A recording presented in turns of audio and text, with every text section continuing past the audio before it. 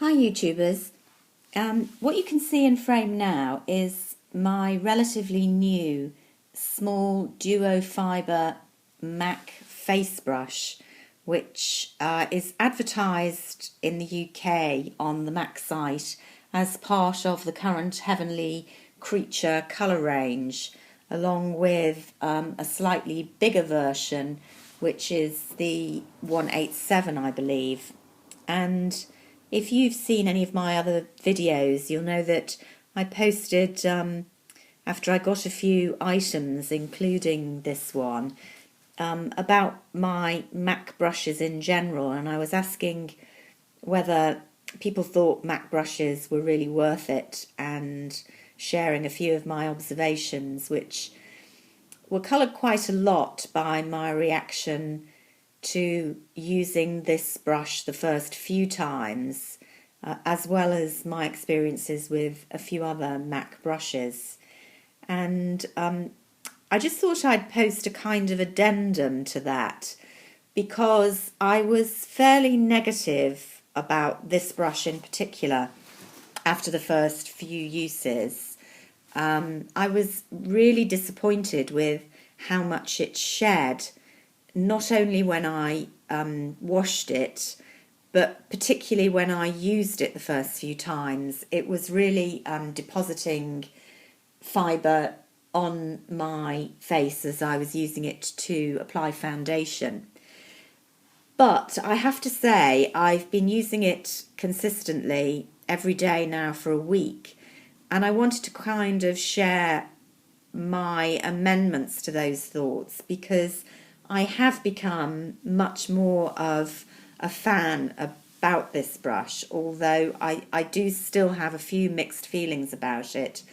I would now say, yes, for me personally, it's definitely worth it, although I haven't really looked out there to see if there are similar brushes by other makes that perform the same function. What I've been doing with this brush, which I'm just going to hold up the close-up there so you can see, it's the 188. You can see the head there. The way it's described on the site is a flat-topped circular brush to be used for lightweight application and blending of any formula colour, fluid, cream, powder or pigment. And it's said to be ideal for creating soft layers or adding textures.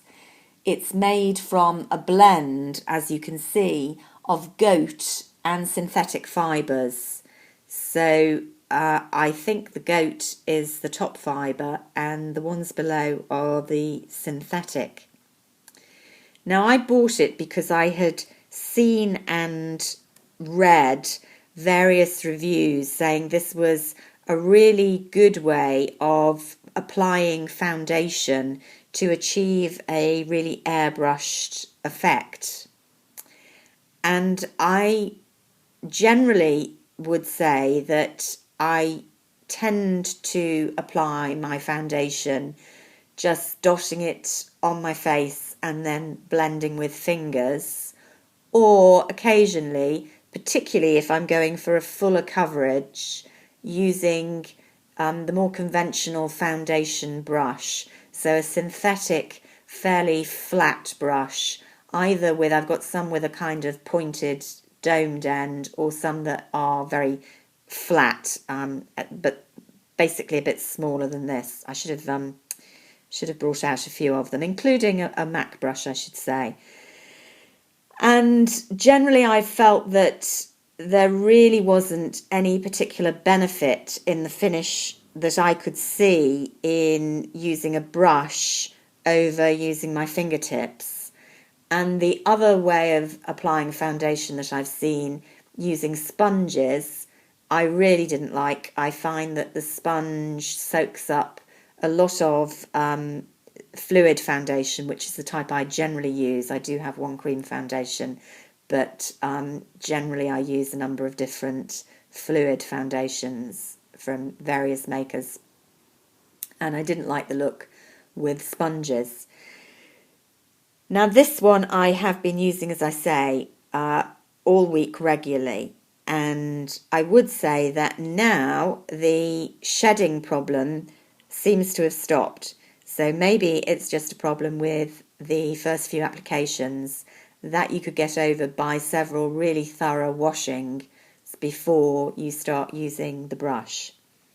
What I have been doing is using the brush to pour some foundation on the back of my hand. And one thing I found is with this brush, I need very, very little to cover the whole face. So literally one dot from a tube dispense or a pump dispense on the back of the hand, then dipping this stipple part of the brush in that, using it to quickly dot over the various parts of the face, cheeks, forehead, chin, which is where I need the maximum coverage, and then using it in circular motions to move around and blend in. And I have to say, it gives, I think, a fabulous finish doing that. The only place where it's difficult to blend because of the lack of control, because of the looseness of these fibres, is the crease just round my nose. But I tend to use a dab of concealer there anyway because I need more coverage there, and use a smaller concealer brush on my fingertips to do that.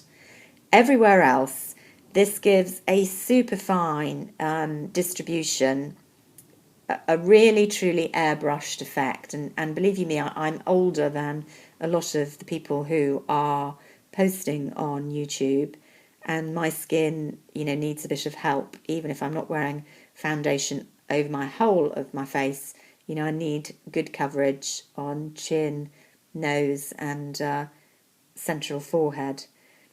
And I'm really, really impressed with the look that this brush achieves. There are still some downsides. I'm a bit of a hygiene freak. I don't like my brushes to look, smell or be dirty. And equally, most of my brushes, I tend to just do the thorough baby shampoo or specialist fluid wash once a week at the weekend when I've got time, and use a quick alcohol rub in between. Because of the light hairs at the top here, I just can't bear to see this brush as dirty as it gets. It's actually showing fairly white on my camera, although I had left it just after an alcohol rub this morning, and in real life this white fibre is looking distinctly mucky.